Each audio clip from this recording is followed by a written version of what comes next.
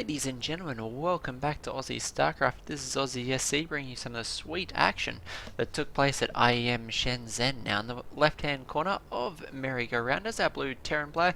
You know him and love him. It's Liquid Taeja. In the top right hand corner as Terran opponent, it's going to be MMA. Now, I think everyone is well acquainted with these two. They are two of the best Terran players in the world.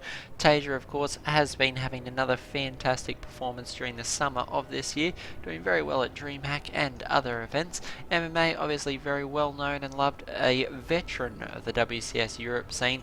Players will be very familiar. Him and the MC been going toe to toe for a long time, vying for the number one top dog in Europe spot. And both of them doing very well at it. So this should be a very high level TvT here at IEM. And very excited to see what these two players have in store for us. As you can see, is a mirror matchup, and nowhere is it better represented than the production tab. You'll see these players, like obviously this early in the game, it is going to be fairly comparable. Those first barracks going down for both players at relatively similar times. Occasionally you'll see Terran players, as we did with Innovation earlier, go for a CC first, but never against another Terran player. Very easy to exploit. An early Reaper from your opponent will just kill you outright. Taeja and MMA obviously not going to commit that cardinal sin this early on in the game. So both of them going for fairly similar builds here. We'll see if they deviate at all as the game goes underway. Actually having them throw down their refineries within a second of each other, so it looks like we may be open to maybe seeing relatively similar openings out of both players. We'll see just what they decide to go to, but as this game is getting underway, just want to chat about a few things on the channel. Naturally, we've tried to stick to a fairly regular schedule. We are going to be uploading 3 videos every week at a minimum. On a week where I have a bit more time, I'd like to bump it up to 5 or 6 videos. It does depend. These couple of months of the year for me, July, August, September, are extremely busy, so I don't want to miss out on any videos, but where I can, I'll bump up the production as much as possible. But I only want to cast the best games for you, so I'm not wanting to skimp on quality just to throw out videos.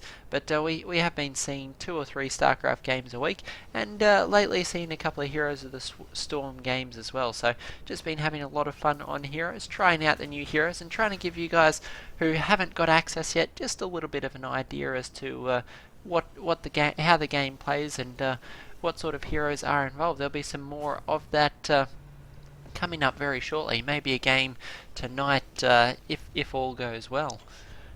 Looks like a little bit of deviations yet to creep into that game, with both players going for their factories at exactly the same time. Likewise throwing down their expansions on the low ground, very similar times here. MMA grabbing a factory, grabbing a few extra Marines as well. Both players 2 Marines on the field, and as you can see from the production tab, it is precisely equal. These two players, no strangers to versing each other, though finally we do have some deviation from MMA going for a second refinery. And this tells us a few things. He needs a little bit more gas. If I was to be a betting man, I'd say we'll see MMA throw down a starport and go for a cloaked banshee. Taeja always grabs starport, loves his medevacs for those double prong drops, but MMA is going to prove me right here. I think we do have the starport going down. If this is a tech lab, indeed it is on the factory, I would say that this second refinery is very indicative of some cloaked banshee play. So I believe we'll be seeing that out of MMA, and the question remains, will Taeja be able to respond to this in time?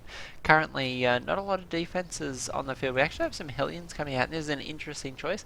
It does give him a few options for us, but it means there are a lot less Marines. There's 7 Marines on the field, but Marine production going to be very low until these units come down. A scan going down from Taeja is going to reveal that cloak stay up, but Taeja, cheeky man, throwing down a second scan behind it, but MMA, in his own mind gaming way, has decided he'll cancel the cloak for the Banshee and instead go for a Viking. So Taeja fairly convinced here that MMA is indeed going for those cloak Banshees. So he's going to we'll see. He did throw down the second scan. Will he react with a missile turret? His engineering bay is on the way. I think we will see him throw down a few turrets to ensure those cloaked banshees can completely ruin your day. Indeed, we do have a missile turret going down. We do have a Viking in production at the starport.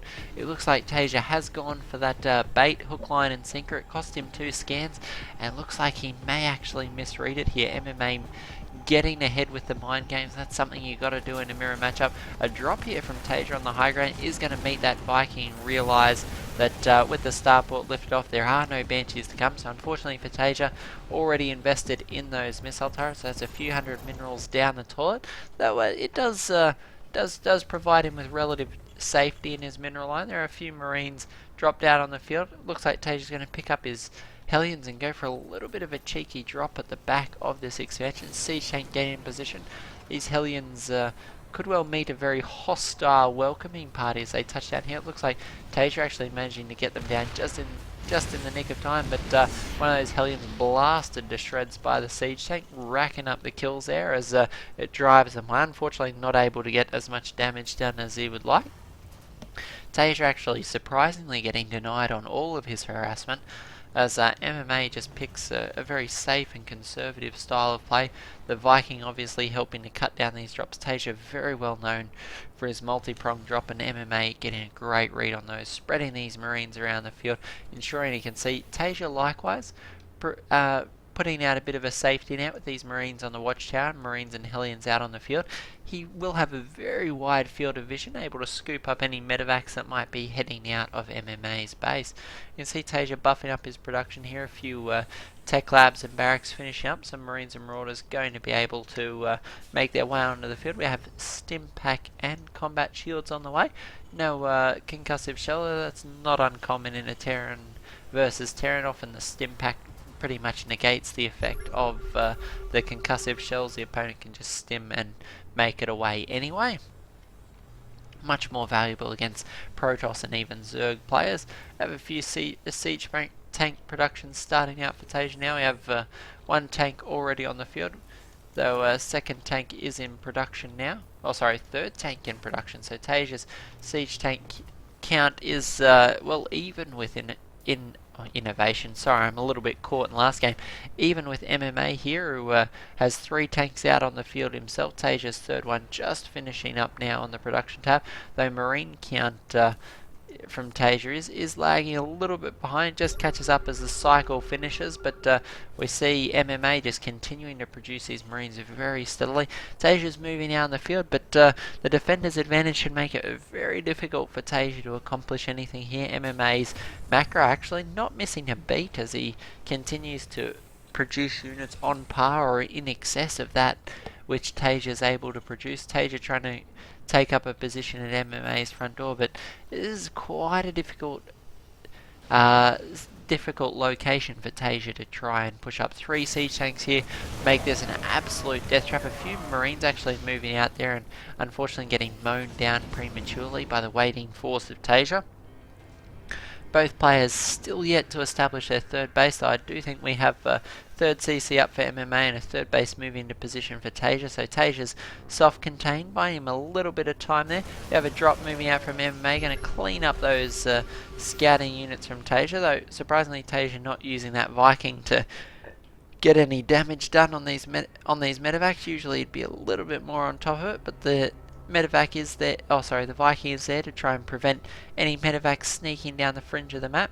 These units dropped are going to clean up the few marines that Taeja left. Taeja's force continuing to get aggressive in the middle of the map, though only 3 medevacs is a little bit surprising for Taeja. The siege tank count is preventing him from having the usual volume of medevacs that we'd see out of him at this point. Obviously tanks are very important in TvT, as we can see from this mad scanning action. Both players trying to anxiously determine just where their opponent's armies are located. I love this sensor tower out of MMA, going to keep him very safe from any lift up and drop into the main base. A few missile turrets as well, going to ensure that he is very safe from those sorts of play.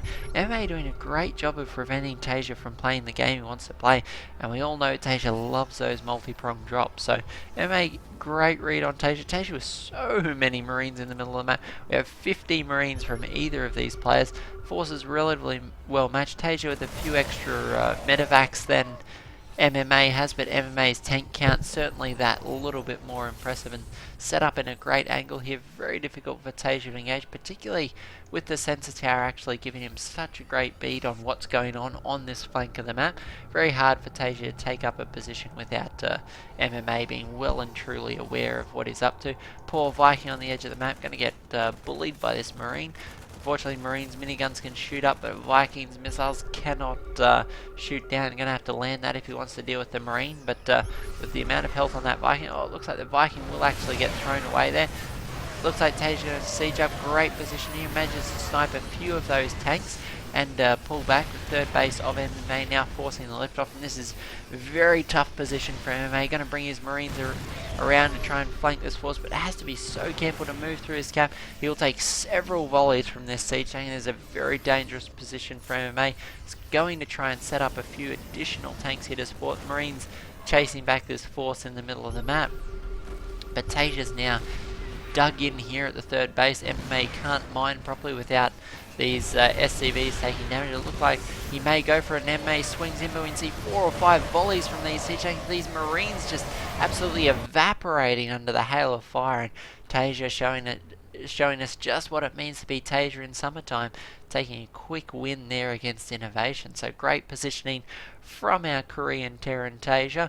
MMA unfortunately not able to do it for us this time, but Taeja going to carry through in this tournament. So I hope you guys enjoyed this brief little burst of TvT. We are going to have a PvP for you next, so don't go anywhere guys. Grab your popcorn, kick up your feet. There's plenty of StarCraft 2 action here on the channel.